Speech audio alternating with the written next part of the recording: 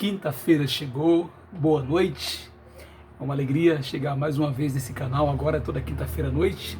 Você me conhece, meu nome é Valdir, eu sou um discípulo de Jesus na cidade de Guarulhos e, como sempre, toda semana nós vamos mais uma vez ler uma porção da Palavra de Deus e extrair lições preciosas para nossas vidas.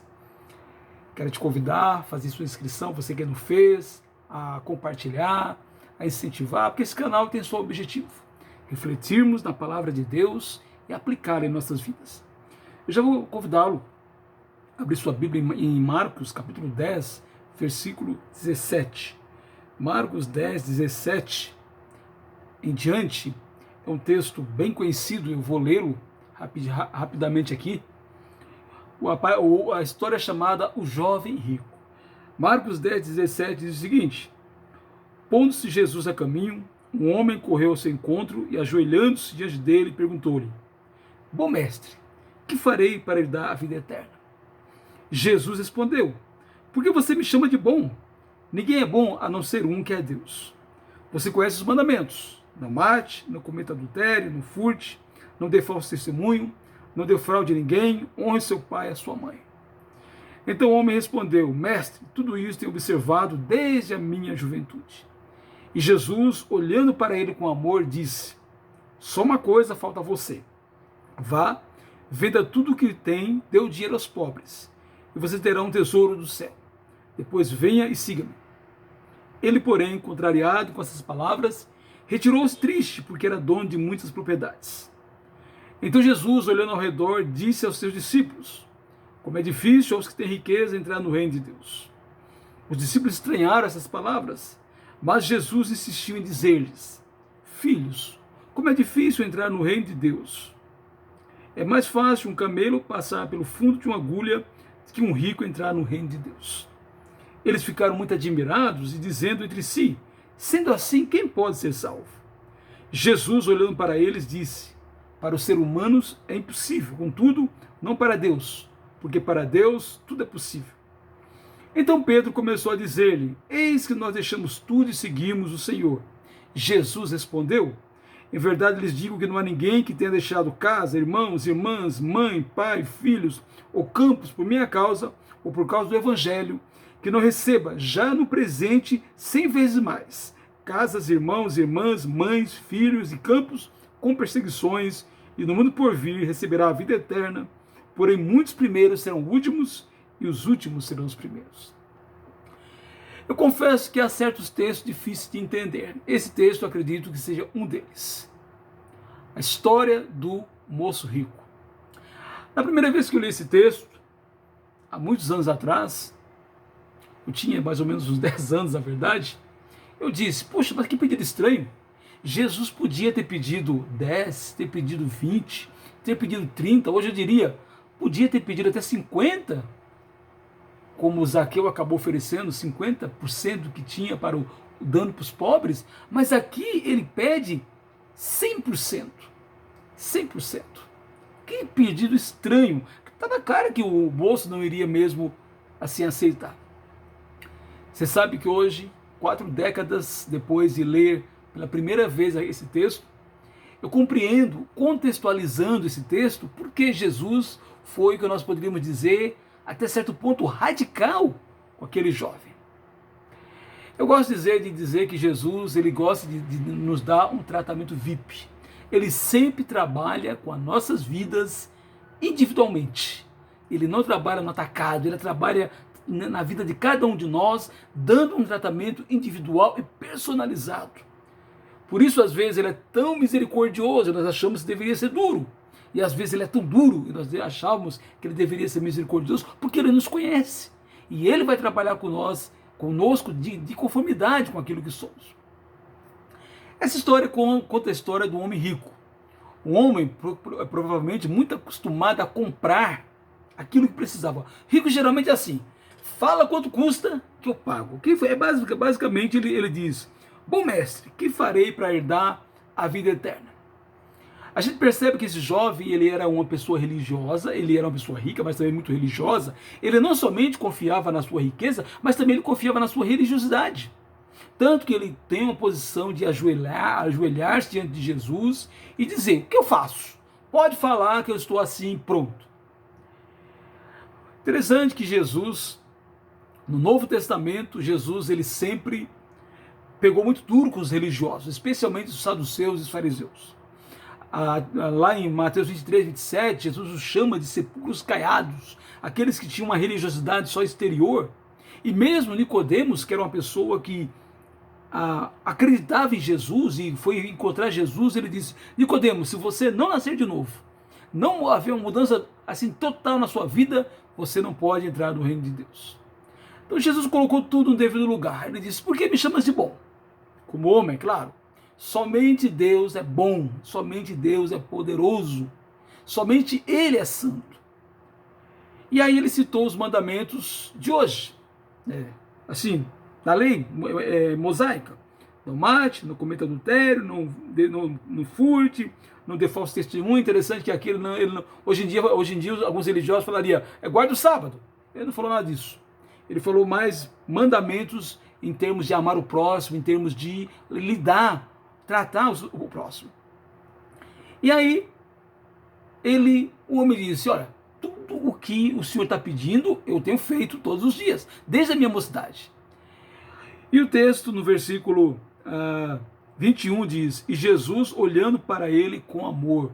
A RA diz: Jesus o amou. Ou seja, Jesus olhou para ele e Jesus, como Senhor, conhecia os bastidores da vida daquele homem. Jesus sabia exatamente o que estava pegando naquele homem. E por esse motivo Jesus fez com ele como fez com a mulher adúltera. Quando ele não jogou pedra na mulher adúltera, ele sabia quais eram os objetivos das pessoas que o acusavam, e por isso ele disse: vai e não peques mais. Mas ele não jogou pedras porque ele conhecia os bastidores. E aliás, Deus conhece os bastidores das nossas vidas. E por isso ele pode nos dar um tratamento VIP, um tratamento personalizado. Ele viu que aquele homem tinha um problema: era amante de mamon, era amante do dinheiro, o termo que a Bíblia chama para dinheiro. E por isso ele diz: olha, te falta uma coisa, vá, venda tudo o que tem, dê aos pobres e depois siga-me. E o texto diz que depois esse homem foi embora, assim, muito triste. Para aquele homem, Jesus não pediu isso para todo mundo, mas Jesus, conhecendo aquele homem como ele conhece a nós, ele vai pedir de nós exatamente aquilo que nós tornamos o nosso Deus, que nós estamos colocando no lugar dele. E por isso ele diz: como é difícil um rico ser salvo. Riqueza da Bíblia, como eu falei, o nome é mamon. Jesus disse uma vez lá em Mateus 6,24 que é impossível servir a dois senhores, e ali está falando: é impossível servir a Deus e às riquezas. Basta ver hoje em dia como as pessoas, por causa de mamon, por causa das riquezas, mentem, roubam, assassinam, às vezes têm uma vida religiosa de fachada, simplesmente por causa de mamon. O dinheiro produz segurança. O dinheiro produz em nós aquela ideia de que eu não preciso de ninguém, de que o que eu preciso eu posso comprar. Então, infelizmente, essa era uma pregação na religião falsa do século XV, quando dizia que as indulgências eram suficientes para tirar alguém assim da perdição. E hoje em dia, o mundo religioso diz: dê o seu dízimo, dê o seu sacrifício e você estará assim bem com Deus, mais uma vez achando que mamon é suficiente para salvar alguém. Aí você vai me dizer, talvez você me diga: eu não sou rico, e Jesus não falaria isso comigo. Pois é, na Bíblia, a ideia de ser rico é a ideia daquilo que nós tornamos os nossos deuses. Imagine aquilo que nós colocamos, que a nossa segurança, esse é o nosso Deus e pode se tornar o nosso mamon. Ele diz: é mais fácil um camelo passar pelo fundo de uma agulha do que um rico se salvar. Riqueza aqui significa segurança. Por isso ele diz lá em Mateus 5,3: bem-aventurados os pobres de espírito, porque deles é o reino dos céus. Existem ricos materialmente que são pobres de espírito, é a minoria. Mas existem pobres materialmente que não são pobres de espírito. Pobre de espírito a gente pode imaginar lá em Lucas capítulo 18, versículo 13, quando o publicano está orando, ele diz: ó Deus, tem pena de mim, porque sou pecador. E Jesus ainda diz: bem-aventurados que choram, porque serão consolados. O pobre aqui é a pessoa que reconhece que sem Deus ele não consegue ser salvo. Que a sua salvação depende de Deus, depende da misericórdia de Jesus, que não tem méritos próprios para ser salvo. Mas eu quero dar mais uma aplicação. Uma vez que nós nos tornamos discípulos de Jesus, nós somos chamados para dar tudo para o Senhor. O mundo religioso diz, dê o seu dízimo. E Deus, é isso que Deus quer, muitas vezes é uma conversa para tirar dinheiro dos outros. Mas, na realidade, o que Jesus quer de nós é 100% de tudo. Não somente do nosso dinheiro, mas 100% da nossa vida. Olha só a parábola do tesouro. O reino dos céus, Mateus 13, 44 e 45. O reino dos céus é semelhante a um tesouro escondido no campo, que um homem achou e escondeu. Então, transbordante de alegria, vai, vende tudo que tem e compra aquele campo. O reino dos céus é semelhante também ao homem que negocia e procura boas pérolas. Quando encontrou uma pérola de grande valor, ele foi, vendeu tudo que tinha e comprou a pérola. Aquele jovem rico queria acrescentar às suas riquezas os valores divinos. Mas o chamado de Jesus é que nós, não somente ele, mas nós, joguemos fora tudo aquilo que nos dá segurança. O apóstolo Paulo uma vez disse, lá no livro de Filipenses, que se alguém imaginava que podia ser salvo, era eu, um fariseu, um religioso, e eu considerei tudo isso refúgio, lixo, para encontrar a justificação que existe somente em Jesus. Olha só, Lucas capítulo 14, 25 e 26. Grandes multidões acompanhavam Jesus, e ele, voltando-se, lhes disse, se alguém vem a mim, e não me ama mais do que ama seu pai, a sua mãe, a sua mulher, os seus filhos, os seus irmãos, as suas irmãs, e até a sua própria vida, não pode ser meu discípulo. No capítulo 9, versículo 23 a 24 de Lucas também. Jesus dizia a todos, se alguém quer vir após mim, negue a si mesmo. Dia a dia toma a sua cruz e siga-me. Pois quem quiser salvar a sua vida, a perderá, e quem perder a vida por minha causa, esse a salvará. Pois é, o chamado de Jesus para aquele moço, cuja maior bem dele, cujo Deus dele era Mamon, é nós colocarmos de lado tudo que nós consideramos nossa riqueza e tornarmos Deus a nossa maior riqueza. O Zaqueu entendeu isso, por isso que ele deu metade do que tinha aos pobres e ainda devolveu 4 vezes mais o que ele tinha roubado. Por isso que no Novo Testamento não existe a exigência do dízimo, porque Deus não está interessado só no nosso dinheiro. Deus está interessado na nossa vida toda, os nossos pensamentos, naquilo que nós colocamos a nossa esperança, naquilo que nós colocamos a nossa confiança, as nossas energias, onde gastamos mais tempo, onde gastamos mais dinheiro. É isso que Jesus quer de nós. Por isso que no Novo Testamento a coleta é de acordo com o coração generoso. Quanto mais generoso eu sou, mais eu oferto, sem necessariamente assim ter uma quantia estipulada, porque isso depende do coração de cada um de nós. Por quê? Porque tudo que temos é de Deus. Tudo que temos é emprestado por Ele. Tudo que temos é dado para nós administrarmos. O filho mais velho, lá da parábola do filho perdido, ele não entendeu isso. Quando ele disse, o Senhor nunca me deu um bezerro para matar, para festejar com meus amigos. O pai dele disse, Lucas 15, 31. Então o pai respondeu, meu filho, você está sempre comigo, tudo que é meu é seu. Depois que o moço foi embora, o apóstolo Pedro, que não é bobo nem nada, ele disse, e nós? O que vamos ganhar, já que deixamos tudo para seguir o Senhor? E Jesus respondeu, em verdade lhes digo, que não há ninguém que tenha deixado casa, irmãos, irmãs, mãe, pai, filhos ou campos por minha causa e por causa do Evangelho, que não receba já no presente 100 vezes mais casas, irmãos, irmãs, mães, filhos e campos, com perseguições, e no mundo por vir receberá a vida eterna. Nosso tema de hoje, dar tudo o que tenho para ganhar tudo o que é de Deus. É essa a proposta do Evangelho, dar tudo o que temos. E ao darmos tudo o que temos, ganharemos tudo o que Deus tem. E olha só, na Bíblia há várias aplicações. Abraão tinha seu único filho, que naquele momento ele poderia se tornar o seu Deus.